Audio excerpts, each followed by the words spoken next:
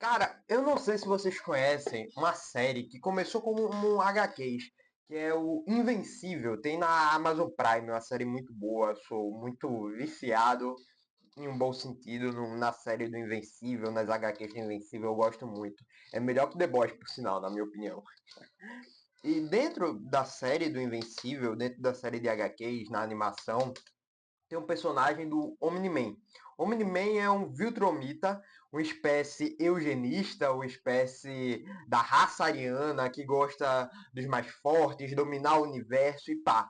E o Omni-Man, ou o Nolan Grayson, vem para a Terra para procriar, para ver se na raça humana ele conseguia ter uma biologia que gerasse um outro Viltromita tão forte quanto eles, e deu certo que foi o Mark.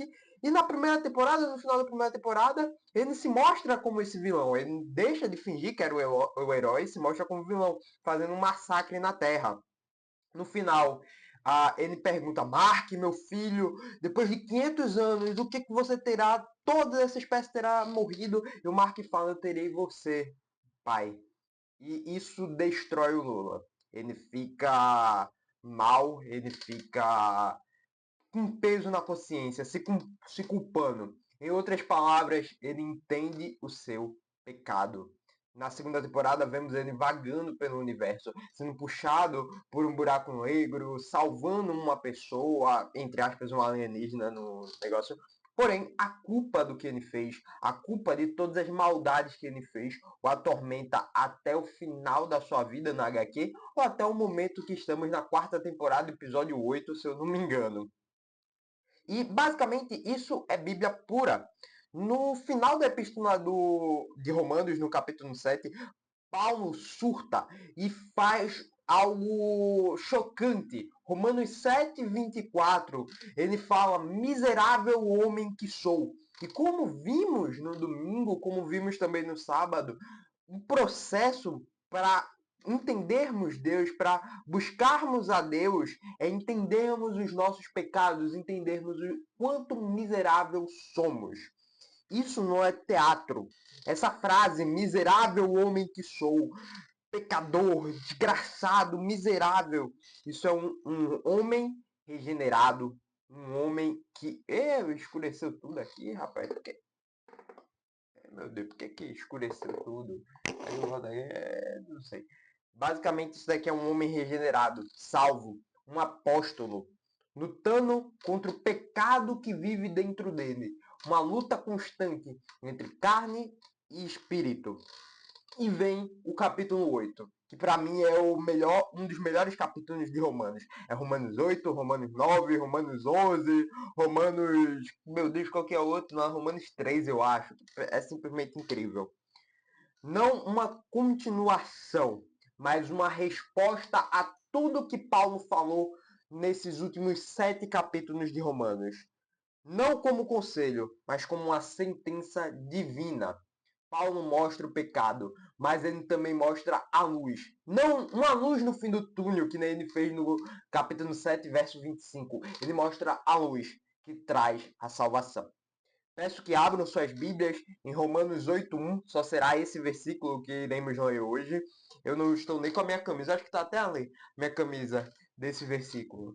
Então, abram aí suas Bíblias e iremos ler. Romanos 8, verso 1. Somente esse. Agora, pois, já não existe nenhuma condenação para os que estão em Cristo Jesus. Eu decidi fazer uma exposição só desse versículo, que é algo tão forte, mas tão forte, que tem tanta coisa para tirar, que a gente vai destrinchar cada parte disso, que é simplesmente fantástico. Muito fantástico. Isso daqui ia ser uma exposição grande. Só que eu falei, não, tem que ser específico para isso daqui, porque é tão incrível, mas tão incrível, que a gente precisa analisar ponto a ponto só desse versículo. A gente agora, no início do capítulo, no verso 1 do capítulo 8, entendemos uma coisa, uma mudança de estado. Paulo escreve: agora pois. Esse agora pois não é enfeite, é uma ruptura que havia acontecido. Paulo não está dizendo, continuando o raciocínio, ele está dizendo, mudou tudo. E lembrando, Paulo não estava falando sobre pecador miserável, miserável homem que sou. Ele estava detonando a carne que habita em nós. E agora ele faz essa mudança, ele faz essa ruptura, que antes a gente tinha culpa, conflito e uma miséria espiritual. Coisa que acontece com o Nolan Grayson, por sinal. Porém, o Nolan Grayson não entendeu isso daqui, que tem um ser tão forte, mas tão forte, que pode perdoar as coisas que ele fez, que perdoa tudo que ele fez. Não importa a maldade que aconteceu, você teve essa mudança. E agora, por conta dessa pessoa, por conta desse ser, a gente teve uma absolvição. A gente tem segurança e descanso em Deus. Não mais um dia específico da semana para descansar. Não mais um dia específico da semana para cultuar a Deus. Mas todos os dias iguais. E o nosso descanso, o nosso Shabat eterno, ser nesse ser, Cristo Jesus. Isso aqui não é tribunal. Não é uma terapia. Você saiu do banco dos réus. Você não pisa mais no banco dos réus. Você não está mais lá. Você foi absolvido. E Paulo continua. Agora, pois, vírgula, já não existe nenhuma condenação. A realidade que a humanidade tinha foi completamente anulada. Não é menos condenação. Não é que o tempo de prisão foi reduzido. Não é uma condenação reduzida. Não foi caiu de prisão perpétua para 80 anos de prisão. Não. É zero. Nenhuma condenação há. A condenação aqui é sentença judicial, culpa imputada, juízo de Deus, um juízo santo, que a mão de Deus iria pesar sobre a raça humana. E preste atenção, Deus não está menos bravo com você. Ele não está mais contra você. Antes éramos inimigos de Deus. Agora, por meio da justificação que Cristo fez em nós, Deus não sente mais essa raiva. Nós não somos mais inimigos de Deus. Eu gosto de uma frase de Calvino, que ele bate muito forte aqui. E é onde a Bíblia bate muito forte aqui. Mesmo o crente ainda lutando contra o pecado, que a gente vê que isso é uma realidade, como a gente entendeu no capítulo 7, é um processo de santificação contínuo.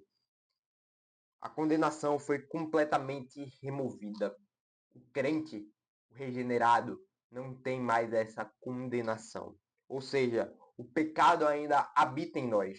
Nossa carne ainda fala bastante alto, mas a condenação não. Porque Cristo nos tirou do império das trevas e nos colocou no reino do Filho do seu amor. Obviamente, buscamos a santificação, um processo. Nós não vamos pecar deliberadamente. Porém, não existe mais condenação em nós. Se você acha que Deus ainda está te punindo, de alguma forma, judicialmente falando, você está negando o Evangelho.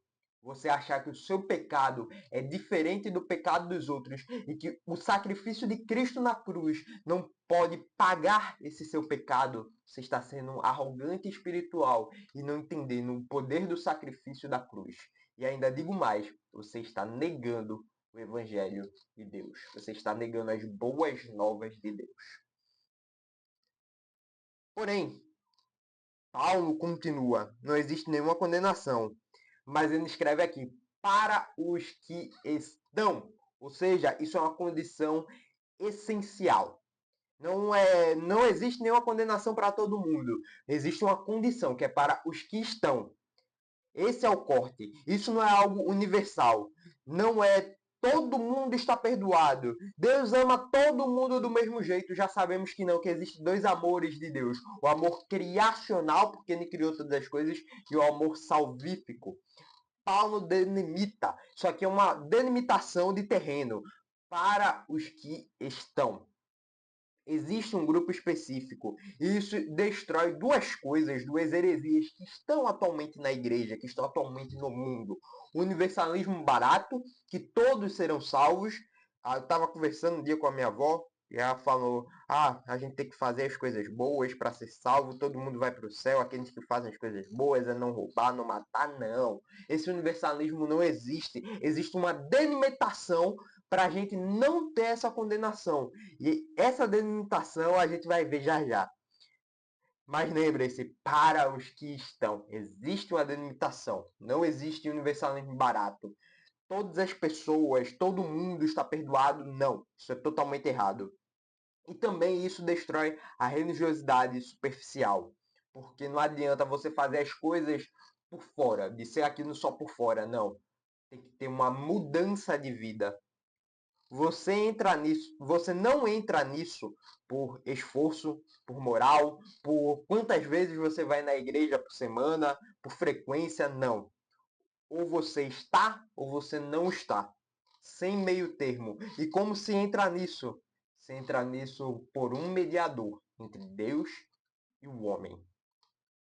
E a posição espiritual. Posição espiritual que tem que estar para não haver nenhuma condenação. Não há nenhuma condenação para os que estão em Cristo Jesus. Isso aqui é fantástico. Aqui está o coração da doutrina cristã. A união com Cristo.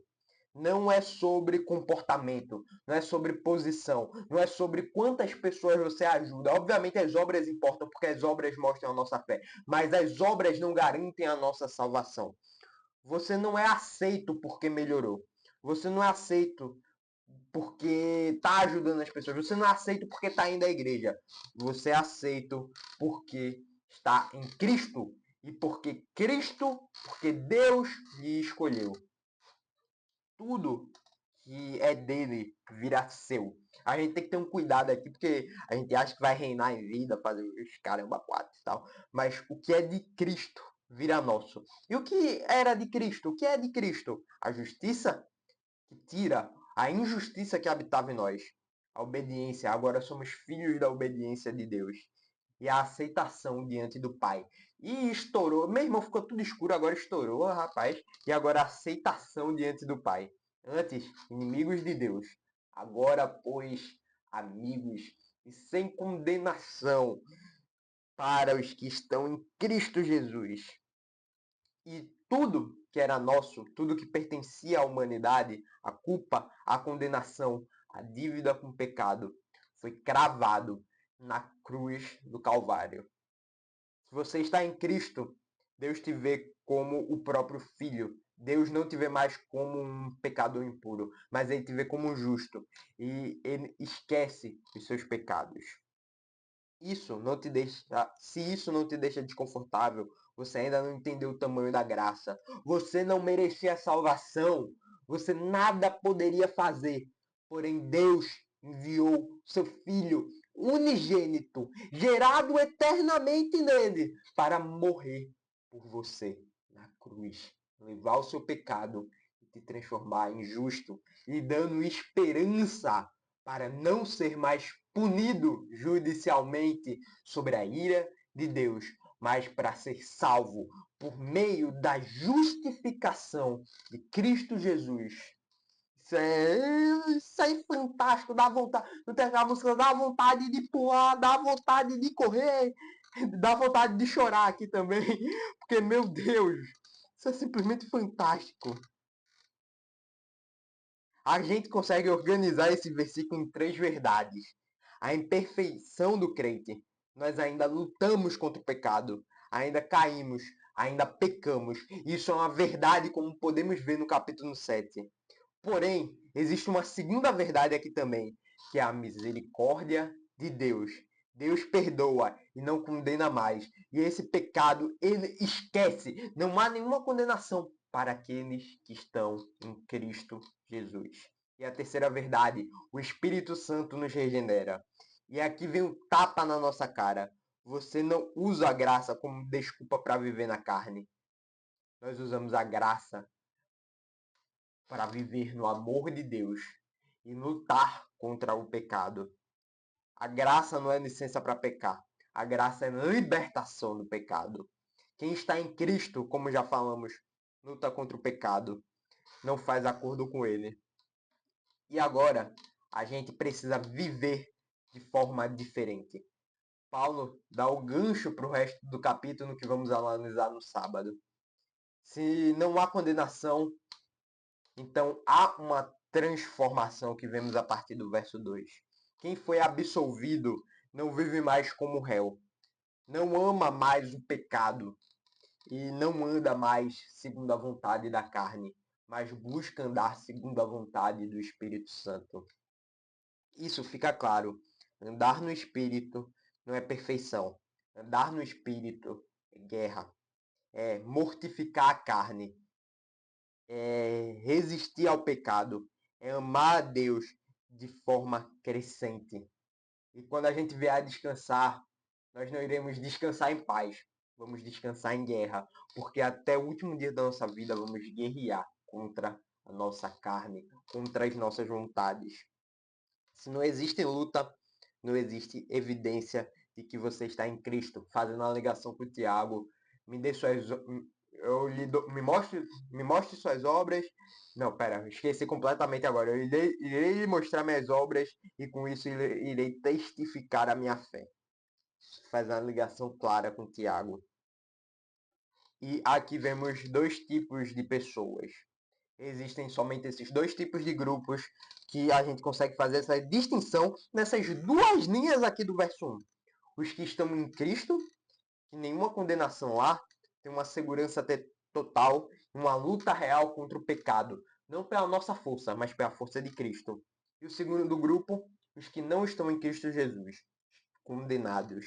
A condenação permanece, a culpa permanece e o juízo permanece. Não tem meio termo. Como falamos no capítulo 6, se eu não me engano, existe justamente os dois cabeças federais.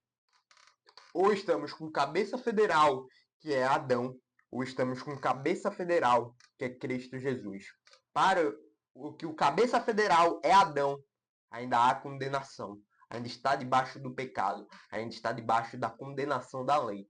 Mas para os que estão em Cristo, estão na nova aliança feita por intermédio do seu sangue, que pela graça de Deus não há mais nenhuma condenação. Se você vive em pecado sem conflito, você não entendeu o Evangelho. Se você acha que Deus ainda te condena, você não entendeu o Evangelho e muito menos a cruz de Cristo. Se você usa a graça como desculpa para pecar, você não está em Cristo Jesus. Essas são todas as implicações que conseguimos entender aqui, nessas duas linhas do verso 1. Agora, se você luta contra o pecado, porventura venha cair, se levanta, odeia o pecado, tem raiva do pecado, descansa. Não existe nenhuma condenação para você. Nenhuma. Zero condenação. Obrigado por ter visto o vídeo.